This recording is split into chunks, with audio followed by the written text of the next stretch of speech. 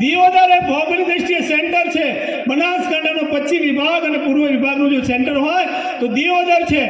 અને દિયોદરની આજુબાજુ તમામ તાલુકા, કાંકરેજ હોય, ભીંડી હોય, બાબર હોય કે થરા હોય, તમામને મધ્ય બિંદુ તરીકે દિયોદર એટલે કે ઓગળ જિલ્લો જ પડે છે.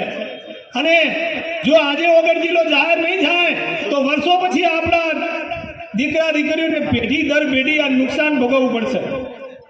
કારણ કે એક કાંકરેજનો રાનેતા ગામનો માણસ થરાદ જશે અને ત્યાંથી જ્યારે ગાંધીનગર જવાનું તે તકલીફ પડશે ને ત્યારે અનુભવ થાય, ત્યારે ખ્યાલ આવશે. એટલે આપ સૌ જાગ્યા છો અને જો આપણે સરકાર સુધી જો આપણી માગણી નહીં પહોંચાડીએ તો આપણા જે પ્રશ્નો છે એ પ્રશ્નો કોઈ સાંભળશે નહીં. આજે તમામ મિત્રોને ઉપસ્થિત, તમામ આજુબાજુના દિયોદરના હોય, કાંકરેજના હોય, બાબરના તમામ આગેવાનો ઉપસ્થિત છે. ત્યારે